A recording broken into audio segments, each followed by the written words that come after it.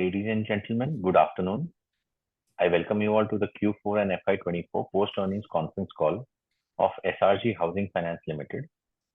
Today on the call from the management we have with us Mr. Vinod Jain, Managing Director, and Mr. Ashok Modi, Chief Financial Officer. As a disclaimer, I would like to inform all of you that this call may contain forward-looking statements which may involve risk and uncertainty. Also, a reminder that this call is being recorded. Also, this call will be conducted in Hindi language. I would now request the management to detail us about the business and performance highlights for the quarter and the year that went by, growth plans and vision for the coming year, post which we will open the floor for Q&A. Over to you, sir. सभी को जय जिनेंद्र। मैं आप सभी का Q4 financial 24 के earning conference call में स्वागत करता हूं। फाइनेंशियल 24 में कंपनी ने 600 करोड़ एयूएम का टारगेट अचीव कर लिया है। फाइनेंशियल 24 में 49% की ग्रोथ के साथ डिस्बर्समेंट 284 करोड़ रहा है, जो कि पिछले वर्ष 191 करोड़ था। मंथ ऑन मंथ डिस्बर्समेंट में पिछले वर्षों की तुलना में काफी ग्रोथ देखने को मिल रही है। हमारी लोन बुक 37% की ग्रोथ के साथ फाइनेंशियल 23 में 601 करोड़ रही है, जो कि पिछले वर्ष 438 करोड़ थी। हम एक साल में जो बिजनेस करते थे वो भी हम एक क्वार्टर में डिसबर्समेंट कर रहे हैं। जो एक क्वार्टर में करते थे वो भी हम एक महीने में कर रहे हैं। एवरेज 25 करोड़ डिसबर्समेंट हमारा मंथली हो रहा है। फाइनेंशियल 24 में हमारी टोटल ब्रांचें 67 हो गई है, जो कि पिछले साल 62 थी। प्रॉफिट बिफोर टैक्स 26 करोड़ रहा है, जो कि पिछले साल 21 करोड़ था। टोटल इनकम 35% ग्रोथ के साथ 127 करोड़ रही है, जो कि पिछले साल 94 करोड़ थी। नेट इंटरेस्ट इनकम 59 करोड़ रही है, जो कि पिछले साल 44 करोड़ थी। नेटवर्थ 159 करोड़ रही है, जो कि पिछले वर्ष 133 करोड़ थी। ईपीएस 15.87 रहा है, जो कि पिछले वर्ष 13.12 था। फाइनेंशियल 24 में हाउसिंग लोन 70% और लेब 30% रहा है, और सैलरीड लोन 25% और सेल्फ एम्प्लॉयड लोन 75% रहा है। हमारी 100% लोन बुक प्रॉपर्टी के साथ सिक्योर्ड है। हाउसिंग लोन बुक का एवरेज टिकट साइज 5 लाख और एवरेज एलटीवी 40% है। ग्रोस एनपीए 2.29% रहा है, जो कि पिछले वर्ष 2.50 था, और नेट एनपीए 0.69% रहा है, जो कि पिछले वर्ष 0.51% था। रेपो रेट बढ़ने की वजह से हमारी एवरेज बोरोइंग कॉस्ट 11.13% रही है, जो कि पिछले वर्ष 10.82% थी। कंपनी ने 11% का हेल्दी स्प्रेड मेंटेन किया है। इसी के साथ net interest margin gross loan book का 11.29% रहा है। फाइनेंशियल 24 में हमने टोटल 227.80 करोड़ का फंड रेज किया है, जिसमें 40% पीएसयू बैंक से, बाकी एफआई से है। कंपनी की आउटस्टैंडिंग बोरिंग 491 करोड़ रही है, जो कि पिछले वर्ष 357 करोड़ रही थी, जिसमें 49% बैंक से, 39% एफआई से और 12% नेशनल हाउसिंग बैंक से रहा है। कंपनी की लिक्विडिटी स्ट्रांग बनी हुई है। कंपनी में लिक्विड फंड्स 82 करोड़ रहे हैं, जिसमें से 70 करोड़ अनड्रॉन फंड्स हैं। हमारी एलएम पोजीशन भी कंफर्टेबल रही है। बिजनेस प्रोजेक्शन की तरफ बताना चाहूंगा कि फाइनेंशियल 25 में टारगेट एयूम 780 करोड़ रहेगा, और फाइनेंशियल 26 का टारगेट एयूम अपना 1000 करोड़ क्रॉस करेंगे। फाइनेंशियल 25 में टारगेट इक्विटी फंड रेज 50 से 100 करोड़ के बीच में कर रहे हैं। टारगेटेड ब्रांचेज फाइनेंशियल 25 में 90 और फाइनेंशियल 26 में 100 ब्रांच हम क्रॉस करेंगे, जिसमें से साउथ और महाराष्ट्र में इसी साल Q2 में 15 ब्रांच और Q3 में 10 से 15 ब्रांच नई ब्रांचेस शुरू कर रहे हैं। इसी के साथ मुंबई कॉर्पोरेट ऑफिस में पेन इंडिया की बिजनेस एक्सपर्ट टीम हमारी काम कर रही है। इसी के साथ मैं आप सभी का धन्यवाद ज्ञापित करूंगा। अब जो भी आप प्रश्न पूछना चाहें वो आप एक एक करके पूछ सकते हैं। जय Jagannath. Thank you, sir. Anybody who wishes to ask a question may use the option of raise hand. In case there's a problem of raising hand, you may send us your question on chat and we'll ask on your behalf. तो जब तक question Q assemble होता है तब तक मैं एक question पूछना चाहूंगा। जी जी। जो आपने अभी बोला कि हम जो पहले क्वार्टर में करते थे वो महीने में करने लग गए हैं, और जो हम पहले साल का करते थे वो हम क्वार्टर में करने लग गए। इसके बारे में थोड़ा आप डिटेल समझाएंगे, आपने ये कैसे अचीव किया और कैसे ये रेशियो फर्दर इम्प्रूव हो सकता है? देखिए, एक्चुअल में जो पहले हम क्वार्टर में करते थे उस समय कोविड और वो भी था, उस समय हमारी ब्रांचें कम थी। जो हमने मार्च 22 में हमने 25 ब्रांचें जो हमने नई ओपन की थी, तो मार्च 23 में हमको उसका असर दिखने को लगा है। और अब वो जाने के बाद में जो हमारा क्वार्टर का टारगेट था वो भी हमारा मंथली टारगेट पे आ चुका है, और जो ईयरली टारगेट था वो क्वार्टरली टारगेट का। ब्रांचें बढ़ती हैं, टीम बढ़ती है, तो अपना बिजनेस भी बढ़ता है। तभी अपना पिछला जो क्वार्टर था वो हमारा जो डिसबर्समेंट हुआ वो पिछले सालों में हमारा पूरे साल भर का टारगेट रहता था जो क्वार्टर में हमने काम किया। और नहीं जो ब्रांचें जो इस साल में हम काम करेंगे, क्योंकि क्वार्टर 2 और क्वार्टर 3 में हमारी ब्रांच आ रही है, तो हमारे पास काम करने के लिए क्वार्टर 4 पूरा हमारे पास बाकी है। तो जो नई ब्रांच हमने अभी टारगेटेड की है, टारगेटेड आपसे टारगेटेड हमने अभी की है, तो उसमें क्या है कि हमारी महाराष्ट्र में हमारे 2 क्लस्टर अभी चालू होंगे, जिसमें एक क्लस्टर में 6 ब्रांचें हैं, सेकंड क्लस्टर में भी हमारी 6 ब्रांचें हैं। कर्नाटका में हमारी 6 ब्रांचें भी आ रही है, तमिलनाडु में हमारी 5 ब्रांचें आएगी, तेलंगाना में हमारी 3 ब्रांचें आ रही है, और आंध्र प्रदेश में हमारी 3 से 4 ब्रांचें आ रही है। इस तरह से हमने 30 ब्रांचों का हमने पूरा एक बना रखा है। हमारी ब्रांचें, बिजनेस प्लान हमारी ब्रांचों का बन चुका है, टीम हमारी बन रही है, 10 से 12 हमने ब्रांच मैनेजर अपॉइंट कर चुके हैं, और लोकेशन वो है तो अगले क्वार्टर में अपने को देखने को मिलेगा।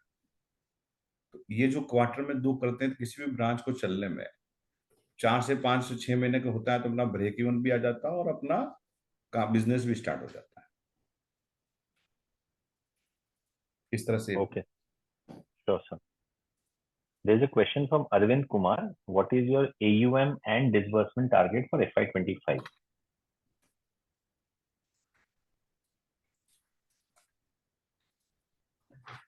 हमने सर इसमें जो टारगेट जो लिया था 25 में, वो एक हमारा जो पिछले साल का जो टारगेट था वो 25 करोड़ का हमारा एवरेज मंथली हमारा टारगेट था। इस साल में अगर हम 25% भी उसमें पकड़ते हैं, एवरेज पकड़ते हैं उन्हीं ब्रांचों को, तो हमारा जो एवरेज जो है 30 करोड़ से 35 करोड़ के बीच में हमारा मंथली टारगेट होगा।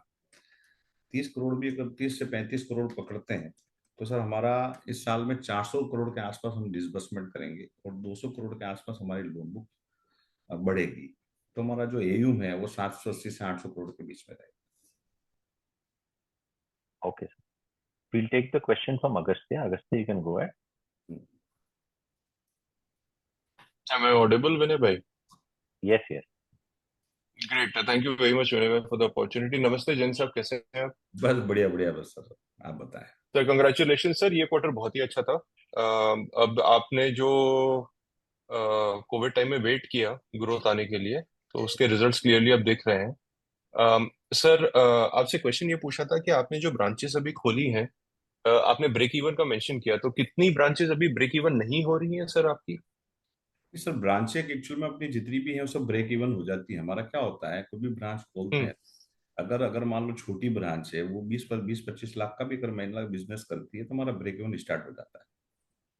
तो अभी हमारी तो कोई, अभी सर सारी हाँ सारी ब्रांचेस ब्रेक इवन हो रही हैं? हाँ, सारी ब्रांचें ब्रेक इवन है। और सर आपकी सबसे प्रॉफिटेबल जो ब्रांच है वो कितना बिजनेस कर रही है अभी? सर जो 1 करोड़ से ऊपर जो ब्रांचें करती है, ठीक है ना, वो हम्म। प्रॉफिटेबल तो क्या होता है कि कोई भी ब्रांच अगर आपका ब्रेक इवन आ गया तो प्रॉफिटेबल ही चलती है। हमारी ब्रांचों में ABC 3 कर रहा है। कुछ ब्रांचें हमारी जो है वो 25 लाख से करती है, वो हमारी एक कैटेगरी बना रखी है। वो 25 लाख से ब्रांचें होती है। फिर सेकंड ब्रांचें जो है, जो बड़ी ब्रांचें हैं, ठीक है, वो 50 लाख का उनको टारगेट रहता है महीने का, और उससे बड़ी ब्रांचें जो सिटी बड़ी सिटी में है वो 1 करोड़ का। तो सर एक नई ब्रांच को फुल पोटेंशियल रीच करने में कितना टाइम लगता है सर? 2-3 साल लगते हैं या उससे भी कम में हो जाती है? 6 महीने लगते हैं, 6 से 7 दिन, 6 महीने। 6 महीने में सर हो जाता है पूरा? हाँ बिल्कुल हो जाता है, 6 महीने में। अच्छा अच्छा। दूसरा सर, आपको रूरल साइड में सर इतने सालों से इस बार है कि मॉनसून अच्छे रहेंगे, जितने भी प्रोडिक्शंस हैं, तो हम्म। कुछ एडिशनल बेनिफिट मिलता है कि सर हाउसिंग में क्या डिमांड बढ़ती है या कोई ऐसा कोरिलेशन नहीं है? नहीं सर, एक्चुअली मानसून जब अच्छा होता है तो पूरे देश में उसका डेवलपमेंट होता है, क्योंकि का हम्म। मानसून सबसे बड़ा पार्ट है। तो अपना पूरा इंडिया में इतना एग्रीकल्चर जो है वो ज्यादा है, तो उससे तो इफेक्ट रहते रहता है। पैसा बढ़ता है तो आदमी मकान बनाता है, चीजें बनाता है, डेवलपमेंट करता है, नया बनाता है, तो डिमांड बढ़ जाती है उसकी। जी जी सर, तो ये जो ग्रोथ आ रही है आपकी, इसमें आपने कुछ मॉनसून का एजम्पशन नहीं लिया है? मतलब कुछ बम्प अप एडिशनल हो सकता है इस लेवल से, या इसमें ये? नहीं, एक्चुअली मानसून का सर भरोसा नहीं है। मानसून अपने को हम्म। दिखता आएगा, लेकिन अगर जरूरत से ज्यादा आ गया तो फिर फसलें खराब हो जाती है। ओके, तो ये आपका बेस है सर, ये इतना लाइक जो 200 करोड़ का आप एडिशनल एयूएम बोल रहे हैं वो आपका बेस है, इतना तो आ जी जी, जाना चाहिए। बिल्कुल बिल्कुल बिल्कुल बिल्कुल। Right sir, right. And sir, ये 2 साल का आपने गाइडेंस दिया अभी एयूएम के लिए, सो जब आप 1,000 करोड़ पहुंचेंगे उस टाइम तक आपको कैपिटल की कुछ जरूरत है? आप रेस करेंगे सर या 1,000 करोड़ के बाद रेस करेंगे? नहीं, अपना सर इक्विटी का जो राउंड है वो भी हमने एक रेजोल्यूशन पास कर लिया है। ठीक है ना, हम्म। 50 से 100 करोड़ की इक्विटी हम इसी फाइनेंशियल ईयर में लेंगे, मिनिमम अच्छा, 50। इसी में ले लेंगे आप? ठीक है, मुझे लगा सर एनेबलिंग रेजोल्यूशन है जो प्रॉब्ली साल के एंड तक कभी आप लेंगे। नहीं नहीं, अभी हम सोच रहे हैं कि इसको महीने 2 महीने में हम इसको क्लोज करेंगे सर, जितना जल्दी हो उतना कर लेंगे। अच्छा सर, अच्छा अच्छा, ग्रेट सर। मैं क्वेश्चन क्यू में वापस जाता हूँ सर। जी जी जी, thank you. Thank you sir, thanks all the Agastya. Best. Sir chat पे अरविंद का एक क्वेश्चन है। Hmm, how about competition from other companies and online fintech companies? Hmm. Sir actual में कंपटीशन और फिनटेक दोनों अलग अलग चीजें हैं सर। कंपटीशन जो है वो हाउसिंग फाइनेंस वाला जो कंपटीशन है, तो रूरल में हाउसिंग फाइनेंस कंपनियां काफी कम है, क्योंकि वहाँ फील्ड वर्क ज्यादा करना होता है। ठीक है, दूसरा fintech model housing finance company में काम नहीं आता। वो फिनटेक जो है आपका अनसिक्योर्ड लोन में फिनटेक काम आता है, क्योंकि यहाँ पे तो प्रॉपर्टी की डॉक्यूमेंट्स है, वैल्यूएशन है, लीगल है, टेक्निकल है। ये जो फील्ड में रह के ही काम किया जा सकता है, इसमें क्रेडिट वगैरह सब चीजें। और फिनटेक मॉडल हमारे इस बिजनेस में काम नहीं आता। Okay. So we'll take the next question from Kamlesh. Kamlesh, you can go ahead. Thank you sir. जय जिनेन्द्र सर। Kamlesh, can you अभी speak जो up a bit, please? You're coming very soft. I am loud now, I am audible. Yeah. या thank you. जय जिनेन्द्र sir. Sir मेरा एक question ये था कि अभी जो आपने बताया कि आप जो नए ब्रांचेस प्लान कर रहे थे, तो ये आप कौन से रीजन में प्लान कर रहे हैं और किस तरह की टीम आप इसमें बिल्ड करने वाले हैं? सर जो रीजन तो मैंने आपने बताया सर, महाराष्ट्र, कर्नाटका, तमिलनाडु, तेलंगाना और आंध्र प्रदेश है। ठीक है ना, इसमें हमारा जैसे ओके। क्लस्टर है वो पुणे का है, जिसमें 6 ब्रांच हैं। पुणे है, पीसीएमसी है, अहमदनगर है, सोलापुर है, सतारा है, कोल्हापुर है। ठीक है, इसी तरह से हमारा क्लस्टर सेकंड जो है महाराष्ट्र का, उसमें नासिक, धुले, जलगांव, औरंगाबाद, नागपुर और अमरावती है। कर्नाटका में हमारा बेंगलुरु, मैसूर, मांड्या, हसन, चित्रदुर्ग, कोलर ये है। तमिलनाडु में हमारा कोयम्बटूर है, ईरोड है, सैलम है, तिरुपुर है, मदुरई है। तेलंगाना में हमारा हैदराबाद है, रंगारेड्डी है, नलगोंडा है। आंध्र प्रदेश में हमारा नेल्लूर है, चित्तौड़ है, कुर्नूल है। इस तरह से हमने ब्रांचेज जो हमने फाइनल की है वो यहाँ पे है, इस लोकेशन। इस तरह से हमारा पूरा अभी 2 3 4 5, 4 से 5 हमारा स्टेट नहीं चालू हो जाए, 5 स्टेट। अच्छा। और टीम जो हमने ली है वो हाउसिंग फाइनेंस के एक्सपर्ट्स लोग लिए हैं इसमें। ठीक है, और पूरा हाँ, इस पे जो साउथ वगैरह है वो हमारा जो कॉर्पोरेट ऑफिस है मुंबई से पूरा ऑपरेट होता है इसका। अभी हमने पेन ओके। लेवल की यहाँ पे टीम बनाई है, जो हमारा अभी रिक्रूटमेंट भी चल रहे हैं, और कोई एक्सपर्ट्स लिए हैं इंडस्ट्री के। अच्छा। और सर जो अभी नए ब्रांचेस जो अराउंड 30 के आसपास जो नए ब्रांचेस हमने ओपन किए हैं, उसमें इन टर्म्स ऑफ मतलब प्रॉफिटेबिलिटी और डिस्बर्समेंट साइज कैसा है उसमें? सर अभी एक्चुअल में ये अभी ओपन होनी बाकी है। ये भी हमारा प्लान बिजनेस Q2 और Q3 में ब्रांचेस चालू हो जाएगी। अभी अपना क्वार्टर। ओके। जी सर। जी जी। 10 से 12 और सर, ब्रांच मैनेजर हमने फाइनल कर लिए, 12 ब्रांचें भी फाइनल कर ली है। ठीक है, उसमें पोजीशन जो है वो हमको अगले महीने में मिलेगा, तो अपना नेक्स्ट Q2 में सब स्टार्ट हो जाए। Okay sir. और सर अभी जैसे आपने मुंबई का मेंशन किया, जो कॉर्पोरेट ऑफिस है वहाँ पे आपकी बिजनेस टीम जो होगी, तो उसमें मैं ये जानना चाहता था कि मतलब किस तरह की और टीम वहाँ पे आप बैठेंगे, और मुंबई ऑफिस से आप मतलब क्या अचीव करना चाहते हैं जो आपने नई ऑफिस ओपन की मुंबई। सर एक्चुअल में क्या है, जो हम हमारे अगर आपको पेन इंडिया में काम करना है, अभी हमारे 4-5 स्टेट आ रहे हैं, चीजें आ रहे हैं, तो हमको जो एक्सपर्ट और जो टीम है, ठीक है ना, वो हमको यहाँ पे बैठ के वर्किंग हमारी ज़्यादा अच्छी रहती है। और मेरी खुद की सिटिंग भी अभी बॉम्बे ही है, तो मैं खुद भी बॉम्बे ही रहता हूँ और बॉम्बे ही बैठता हूँ। तो यहाँ से कंट्रोल और यहाँ से जो एक्सपर्ट है इंडस्ट्री के, वो यहाँ पे इजीली अवेलेबल भी है, और स्ट्रेटेजी वगैरह डिपार्टमेंट सब हमारा ये बॉम्बे से काम करता ओके।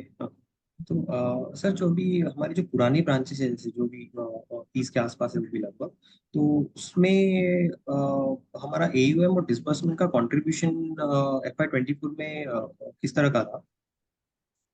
है। 25 में, 23 में? FY 24 में, 23-24 में। FY 22 में हमारा जो एयूम था वो 438 करोड़ था। ठीक है ना, उसके अंदर हमारा जो डिसबर्समेंट था 189 था उसमें। और 23-24 में सर, FY 24। एंट्री 24 में हमारा जो डिसबर्समेंट है वो 283 है, और हमारा एयूम है 60।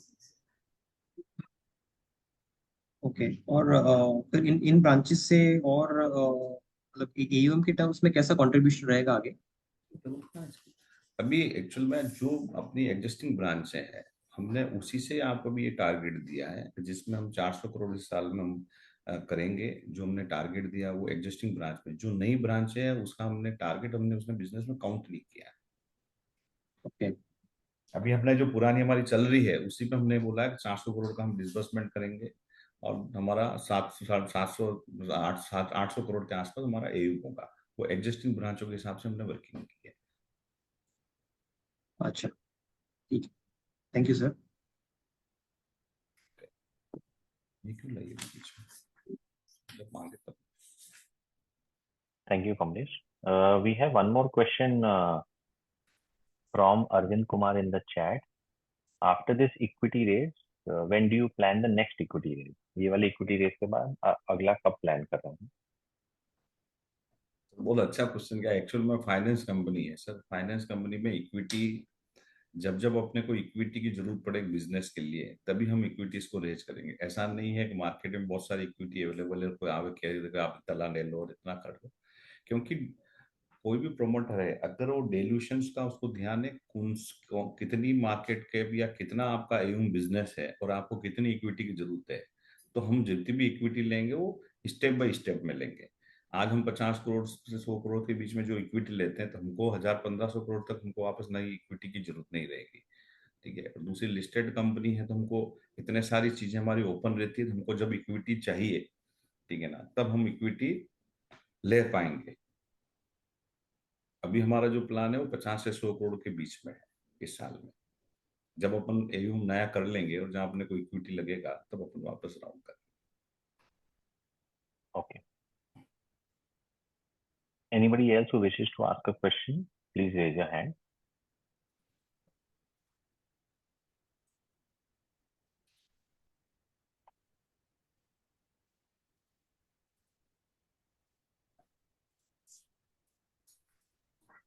तो मैं एक दो क्वेश्चन पूछना चाहूंगा।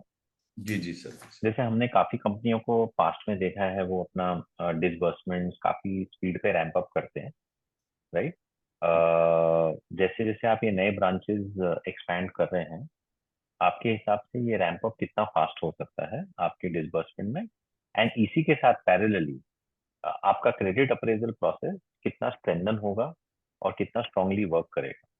बिकॉज ये सब न्यू रीजन्स हैं और हमें इनका उतना अंडरस्टैंडिंग नहीं है जितना हमारा एग्जिस्टिंग रीजन्स का। तो सर इसके हमारा सामने आपका क्या प्लान है? ऐसा, सर हमने जो क्रेडिट की जो इन स्टेट में जो है उसमें क्रेडिट के हमारे आदमी आ चुके हैं। ठीक है, इसका हमारा जो क्रेडिट है वो सेंट्रलाइज होता है। इस साउथ रीजन के जो 5 स्टेट आ रही है उनका जो क्रेडिट जो है वो हेड वो हमारा बॉम्बे ऑफिस में बैठता है, यहाँ से हम उसको क्रेडिट करते हैं। सेकेंडली आपने कहा था कितना टाइम लगता है डिसबर्समेंट में। उसमें डिसबर्समेंट में कोई भी ब्रांच अगर अपन चालू करते हैं तो ठीक है ना, उसका 2-3 महीने में ही डिसबर्समेंट चालू हो जाता है, क्योंकि जो भी ब्रांच मैनेजर और जो भी टीम आती है वो इंडस्ट्री के लोग ही होते हैं, तो उनको ऐसा नहीं कोई आपको बहुत ज्यादा को ट्रेनिंग देनी है या बिजनेस के बारे में समझाना, चीजें करना। ठीक है, जो भी हमारी पॉलिसी है, बाकी पॉलिसी है, प्रोसेस है, चीजें हैं, वो हमारी सब चीजें बन चुकी है। हमारे वेंडर मैनेजमेंट में जो लीगल वाले हैं, टेक्निकल हैं, वो हमने इनरोल कर चुके हैं उनमें। ठीक है, तो उसमें इतना ज्यादा समय लगता नहीं है। रहा उसमें अपन किसी नए एरिया में जाएंगे तो क्या होगा क्या नहीं होगा, किसी भी नए स्टेट में जाते हैं तो पहले उसका सर्वे होता है। ठीक है, पहले पूरा ब्रांच वाइज हमका उसका बिजनेस प्लान बनाते हैं, कहाँ हमको बिजनेस करना है कहाँ नहीं करना है। उनमें हमारी कलेक्शन के जो एक्सपर्ट हैं वो बताते हैं कि कौन से एरिया में कलेक्शन का इशू है, कौन से एरिया में क्रेडिट अच्छा है, वो चीज़ें हैं। उसका सर्वे करने के बाद में हम बिजनेस प्लान को फ्रीज करते हैं, तभी वो ब्रांच अपने को ओपन करते हैं, चलाते हैं। Okay. So we'll take the next question from Agastya. Agastya, you can go ahead. Thank you Anil भाई।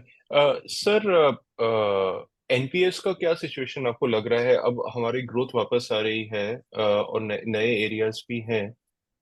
तो आपका हिस्टोरिकली तो ट्रैक रिकॉर्ड एकदम परफेक्ट रहा है। तो अभी गोइंग फॉरवर्ड आप कुछ क्रेडिट कॉस्ट के बारे में गाइडेंस दे सकते हैं सर? क्या past is a good reflection, जैसा पहले रहा है एकदम साफ सुथरी बैलेंस शीट, वैसे ही हम एक्सपेक्ट कर सकते हैं सर, या थोड़े बहुत रिस्क है? आप जब जब पुराने हम वहाँ पे रूरल में कर रहे हैं, ठीक है, और हमारा 2002 से हमारी हाउसिंग फाइनेंस कंपनी है। आज हमको 22 साल उस हाउसिंग फाइनेंस कंपनी में हो गया। ठीक है, जी क्रेडिट के अंदर ऐसा नहीं कि टीम क्रेडिट में हम भी समझते हैं कि क्रेडिट को कैसे करना चाहिए। ठीक है, जी उसके बाद में क्रेडिट कहाँ खराब होती है। ठीक है, आदमी टेक्निकल वाला कहाँ गलती करता है, लीगल वाला कहाँ गलती करता है, इसके लिए हमको उसमें एक्सपर्ट की जरूरत है, हमको समझते हैं कहाँ वो गलती कर रहा होगा। जो जी पॉलिसी और जो प्रोसेस है वो उसी तरह से बनाए जाते हैं। ठीक है, बनाए जाते हैं कि अपनी क्रेडिट में गलती नहीं हो, चीजें गलती नहीं हो। हमारा जो रूरल बिजनेस हाउस है उसमें ओनली फॉर डॉक्यूमेंट से नहीं चलता, हमारी जितनी भी क्रेडिट होती है वो सब फिजिकल होती है। जी जब आदमी कभी कोई फील्ड में चला जाता है और फिजिकल आपका कर लेता है तो फिर गलती होने के चांस खत्म हो जाते हैं। हम्म ओके। सर, एक आखिरी क्वेश्चन।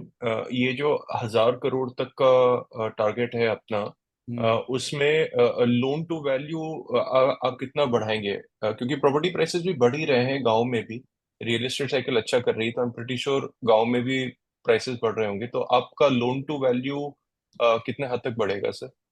सर हमारा जो भी एलटीवी जो हम करते हैं वो 50% तक करते हैं। ठीक है। जी ठीक है, तो जी। उसमें उसमें क्या होता है, उसमें अलग अलग रूरल में भी अलग अलग पॉपुलेशन होती है। कहीं हम्म 1,000 लोगों की पॉपुलेशन है, कहीं 2,000 की, कहीं 5,000 की, कहीं 10,000 की है। ठीक है, तो आपका जो रूरल में है 10,000 से नीचे है, वहाँ हम 50% एलटीवी से ऊपर नहीं जाते हैं। अगर ठीक है ऊपर वाले में है तो हम वहाँ पे 2-5-10% कोई अच्छी चीजें हैं या क्वालिटी तो हम उसमें कर सकते हैं, 5-10% का उसमें वेरिएशन दे सकते हैं। क्योंकि जितना एलटीवी रेशियो का मार्जिन होगा तो उतना बेटर। वहाँ आपकी कलेक्शन की एफिशिएंसी बढ़ी हुई रहती है। जी। जहाँ आपका एलटीवी रेशियो जरूर से ज्यादा है, ठीक है, या हम्म 80% 85% अगर आप चले गए तो क्या आपके पास हम्म में मार्जिन कम हो जाता है। जब भी आदमी को डिफॉल्ट करता है तो उसकी प्रॉपर्टी की वैल्यू 75% रह जाती है, 10-20% उसकी कट ऑफ हो जाती है। ऐसा ना हम्म हो कि जो हमारा लोन बाकी है उतनी अगर उसकी वैल्यूशन उसका उस प्रॉपर्टी में इंटरेस्ट खत्म हो जाता है। जब आरटी जी। का इंटरेस्ट खत्म हो जाता है तो उसको बचाने की जगह क्या करता है, वो छोड़ देता है, वहां हम्म लॉस बुक होता है। इसलिए हम 50% हमारा माइंडसेट फिक्स है, हम उसी पे बिजनेस कर रहे हो, इतने सालों से कर रहे हैं और इतने सालों उसी उसी एलटीवी में हमने ग्रोथ की है। आगे भी वही रखेंगे सर? तो ये 50% का अजम्पशन ठीक है हाँ, सर कैलकुलेशन के? हमारा जो 10,000 की पॉपुलेशन वहां से 50% रखेंगे, उसके ऊपर है वहां पे 5-10% का डिविशन दे सकते और सर, एक और थोड़ा सा हाइपोथेटिकल क्वेश्चन है, यही मॉनसून को लेकर। अगर मॉनसून अच्छे रहते हैं तो क्या प्रीपेमेंट बढ़ जाता है सर? लोग अपना लोन प्रीपे करते हैं? वो एक हैं। अजम्पशन रखना चाहिए क्या?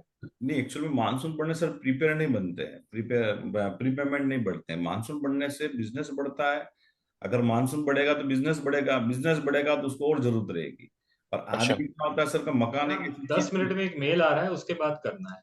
मकान मकान एक ऐसी चीज है 10 सर मिनट दे। जिसके अंदर अगर आदमी के पास पैसा पहले तो फर्नीचर बना देगा, उसको चेंज कर देगा, लेकिन वो उसको जी। कम नहीं करता है। Great sir. Jain sir, thank you very much sir, call करने के लिए और अपना टाइम देने के लिए sir. All the best sir. Thanks, Agastya. We take the follow-up questions from Kamlesh. Kamlesh, you can go ahead. Thank you sir.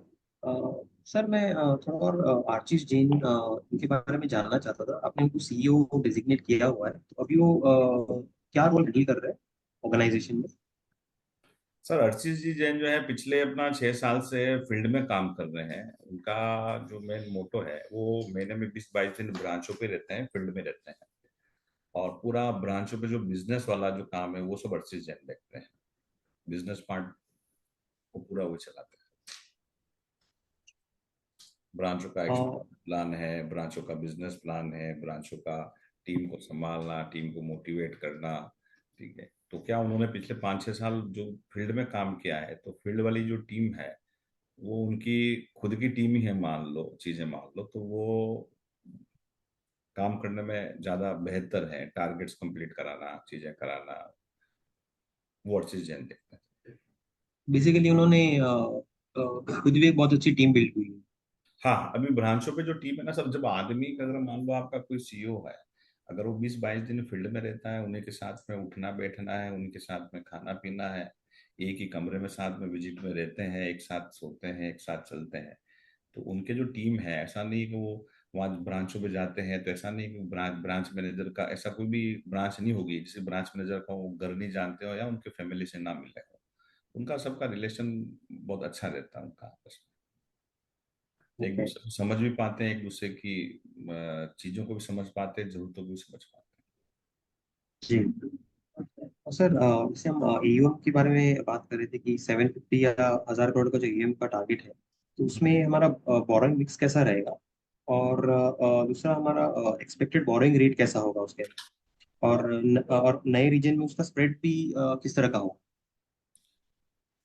हैं। तो उसमें जो बोरिंग जो हमारा अभी जो आज की तारीख में जो हमारा बोरिंग है वो 49% हमारा बैंक से है, 12% हमारा एनएचबी से है, 39.16% हमारा एफआई से है। बोरोइंग मिक्स वही रहता है सर, 50% करीब बैंक का रहता है और बाकी दूसरा रहता है। और इस तरह से जो नए स्टेट हम उसमें चालू करेंगे, ठीक है ना, उसमें रूरल के अंदर तो हमारा वही रेट रहेगी, और बाकी जो अगर बड़ी पॉपुलेशन वाली जो सिटी है और बड़ी पॉपुलेशन वाली जगह है वहाँ थोड़ा सा रेट कम ज्यादा करना पड़ता है।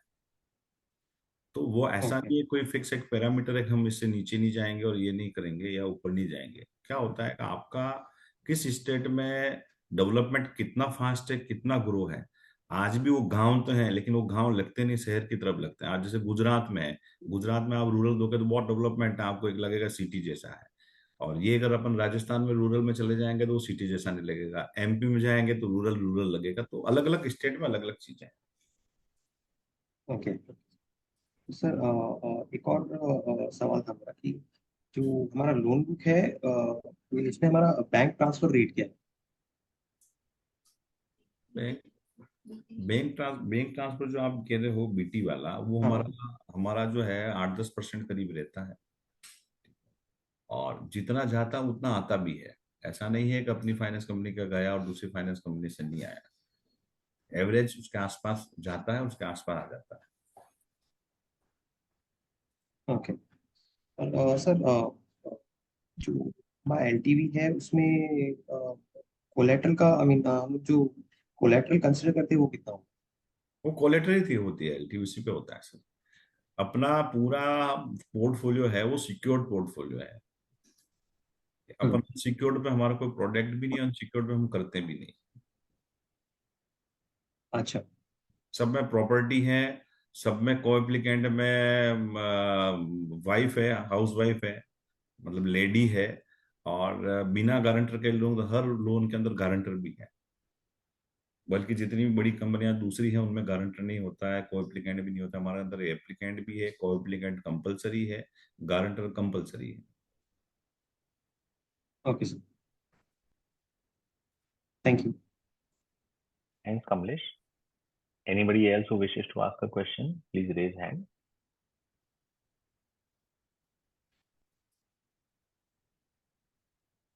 Kush, you are unmuted. Do you want to ask a question? Yes, hi. I was just searching for the hand. Vinod ji नमस्कार. Congratulations अच्छे रिजल्ट के लिए. Thank you Tandon ji, thank you sir. Sir एक क्वेश्चन था कि आपका जो लोन फिक्स्ड रेट पे चल रहा है और हमको लास्ट 1.5 साल में ब्याज की दर जो बढ़ गई उसकी वजह से थोड़ा बहुत नुकसान झेलना पड़ा NII लेवल पे जी 1% के आसपास का. तो सर अभी हम जो रेट पे लोन दे रहे हैं वो अगेन फिक्स्ड रेट ही चल रहा है सर. और क्योंकि अब आगे ब्याज दर कम होगी तो हमको शायद फायदा होता हुआ दिख रहा है. तो सर इस पे कोई टिप्पणी करेंगे सर? सर, एक्चुअल में हमारा जो क्लाइंटल है ना, वो क्लाइंटल हमारा जो है वो फिक्स रेट वाला ही है. शायद वो रेट बढ़ेगी तो वहां पे हमको उस फाइनेंशियल ईयर में हमको थोड़ा सा प्रॉफिट सिंक होगा, लेकिन रेपो रेट वापस कम होगा तो हमारा बढ़ जाएगा. क्योंकि रूरल में लोग ये नहीं समझते हैं कि आपका रेट जो है ना वो फ्लेक्सिबल अगर रहेगा उसमें, तो क्या जैसी इंस्टॉलमेंट ऊपर नीचे होती है, अगर 50 रुपये भी इंस्टॉलमेंट में चेंज आता है तो वो हमसे लड़ने आ जाता है कि आपने हमको ये रेट बताई थी, ये चीज बताई थी. वहां तो सीधा फिक्स है. 5 लाख रुपए का हमने लोन दिया है, उसको मालूम है कि भाई इसमें 12,000 की किस्त है या 13,000 की किस्त है. वो उस पर बात नहीं करता है कि आपने 13,100 क्यों कर दिया और 13,000 में आपने 100 रुपये कम क्यों कर दिया. तो वह हमको फिक्स रेट में ही चलना पड़ता है. तो हमारा प्रोडक्ट, हमारा जो काम है, जहाँ हम काम करते हैं उनको फिक्स रेट पे ही हमारी मजबूरी है, फिक्स रेट में करेंगे. तो मानते हैं कि हमारा रेपो रेट बढ़ने से नुकसान भी हुआ. अगर रेपो रेट अगर मान लो कम हो जाएगा तो उसका हमको प्रॉफिट वो सेटअप हो जाएगा, जो भी अपनों को आने वाले समय में दिखता है रेपो रेट कम होने का. अच्छा. तो सर मैंने थोड़ा लेट ज्वाइन किया अभी. सर हमारा जो OPEX है वो भी हमने काफी बढ़ गया था बिकॉज ब्रांचेस नहीं डाली, लोगों को हायर किए, ऑफिस नहीं खोले. तो सर अब उस पे क्या व्यू है कि आपका आगे चल के अब OPEX की ग्रोथ टॉप लाइन की ग्रोथ से कम होगी मेरे ख्याल से सर. सर एक्चुअल में क्या है टंडन जी, आप बहुत सही आपका क्वेश्चन है. ठीक है, 100% अगर अपन एक्सपांशन मोड में जाएंगे, ठीक है ना, तो जैसे अभी आज मान लो अपना बॉम्बे ऑफिस है, कॉर्पोरेट ऑफिस है, वो बढ़ा है, तो अपने को मान लो पेन इंडिया की अपन टीम ले रहे हैं, चीजें ले रहे हैं, तो आपका कॉस्ट बढ़ता है. और जो कॉस्ट बढ़ा वो रीजन है. नई अपनी जो एक्सपांशन है, अगर ये 25-30 ब्रांच अपनी आ जाती है तो उसके बाद में अपना कॉस्ट कम हो जाएगा. क्योंकि आपका हेड ऑफिस है या कॉर्पोरेट ऑफिस है, जो आपकी टीम है, कुछ टीम तो ऐसी है उसमें अगर मैं उसका अगर मान लो डबल एम भी कर दूं तो भी मेरे पास में 10-20% टीम ही एक्स्ट्रा लगेगी, बाकी पूरा सेटअप और बाकी सब चीजें हैं, तो आपका एकदम कॉस्ट नीचे आ जाएगा उसमें. जी सर जी. Thank you sir. यही 2 क्वेश्चन थे, और कुछ होता है तो मैं बाद में आता हूँ सर. बिल्कुल बिल्कुल कर. Thank you, Kush. Anybody else who wishes to ask a question?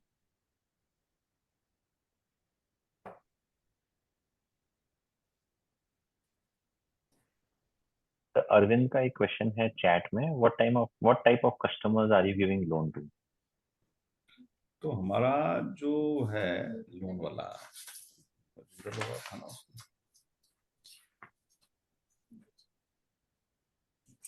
हमारा एक्चुअल में क्या है कि हमारा पूरा जो ज्योग्राफी है, ठीक है ना, हमारा बेस ही रूरल हाउसिंग फाइनेंस. उसमें हमारा रूरल में 94% करीब हमारा रूरल हाउसिंग फाइनेंस है, और अर्बन में हमारा है 6% करीब. और तो वो पूछना चाहते किस टाइप के कस्टमर. हाँ, इसके अंदर भी हमारे जो है सर सेल्फ एम्प्लॉयड जो है, ठीक है ना, वो 74% करीब है. सैलरीड वाले हमारे 25% करीब है. और रूरल में जो भी बिजनेसमैन होता है तो सभी तरह के उसमें बिजनेस आते हैं. पर्टिकुलर में आपको नाम को जितने शॉपकीपर हैं वो हमारे उसमें काम करने वाले हमारे बिजनेस वाले हैं. आप उसमें चाहे किराना वाला ले लो, सब्जी वाला ले लो, जनरल स्टोर वाला ले लो आप, ठीक है, नाई ले लो, जितनी भी जो चीजें हैं वहाँ काम चलती है. बर्तन वाला ले लो, सोना चांदी वाला ले लो, सभी हमारे कस्टमर है. टेलरिंग बिजनेस ले लो, हार्डवेयर ले लो. तो उसका एक और क्वेश्चन है, आप डेट टू इक्विटी रेशियो कहाँ तक ले जाना चाहेंगे? Till what extent are you willing to expand your debt equity ratio? Sir actual में आप डेट टू इक्विटी रेशियो में क्या है, ये एक्चुअल में जो कैटेगरी है वो NBFC नहीं है, this is housing finance company. RBI की गाइडलाइन में 12x तक हम उसमें लिवरेज में जा सकते हैं, नंबर 1. सेकंड, हमारा जो बैंक है, हमारा लीड बैंकर है SBI, ठीक है ना, तो हमारा SBI के सैंक्शन में 10x तक उन्होंने हमको परमिशन दे रखी है. सेकंड, थर्ड, जितनी एनबीएफसी वाली कंपनियां हैं उनको देख के बैंक्स जो है 5x से 6-7x तक हमारे जाती है। हाउसिंग फाइनेंस कंपनी में क्या होता है कि हमारे प्रोडक्ट ही 10 साल के हैं, एनबीएफसी में आपके 2-3 साल के प्रोडक्ट होते हैं। ठीक है, तो इसको हम NHB, this is clear, RB 12x, SBI का हमारा सैंक्शन है जो चीज 10x तक उनका अलाउ है, तो हम वहां तक जा सकते हैं। लेकिन हमको ये मालूम है कि भाई हमको एक एसबीआई तो दे देगा, लेकिन प्राइवेट बैंक वाले हैं वो कंफर्ट होते हैं 5 से 6 टाइम पे। ये हमारा एक्स रहता है फाइनेंशियल सेटअप। और हम हमारी अभी हमारी जो है, ठीक है ना, वो हमारा के हिसाब से अभी हम 1,000, 1,200, 1,500 करोड़ तक अगर हम ये इक्विटी वाला राउंड करते हैं तो हमको 1,500, 2,000 करोड़ तक हमको नई इक्विटी की जरूरत नहीं रहेगी। Right sir. और अभी हमारा डेट इक्विटी रेशियो जो है वो 3 टाइम है जो लीवरेज।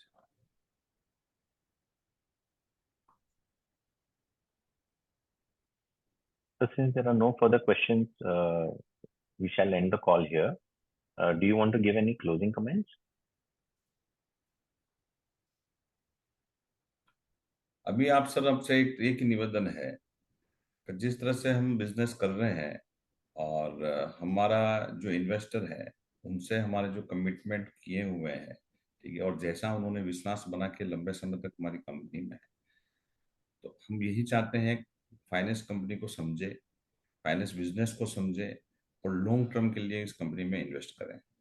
अभी भी हम जो इक्विटी लेना चाह रहे हैं, चीजें करना, हम यही चाह रहे हैं जो फाइनेंस में समझता है, ठीक है, वो ही हमारे साथ में इस कंपनी में आए और इक्विटी हमको समझे। क्योंकि आपका एक जैसा बिजनेस, कोविड था वो हमें मालूम नहीं था चीजें, तो ऐसा नहीं है कि आप बिजनेस ग्रो कर रहे हो, चीजें ग्रो कर रहे हो, लेकिन ये कि हमारी वजह से नहीं, लेकिन इंडस्ट्री की वजह से कुछ चीजें आती है तो हो सकता है 1-2 साल आगे पीछे होगा, लेकिन बिजनेस हमेशा ग्रो करेंगे। जिसमें जो कमिट किया वो हम काम करेंगे। हमारी टीम आज 750-700 लोगों की हमारी टीम है, एक्सपर्ट टीम है, चीजें टीम है, ठीक है, और वो हमारा रूरल बिजनेस में ही हमारी क्वालिटी है, समझ है, चीजें हैं, उसी को हम आगे करेंगे, चलाएंगे। इसी के साथ में धन्यवाद, आपका ट्रस्ट और विश्वास बना हुआ रहे। जय Jagannath. Thank you, sir. And thank you to all the participants for joining on this call. And thank you to the management for giving us their time. This brings us to the end of this conference call. You may all disconnect now. Thank you, sir.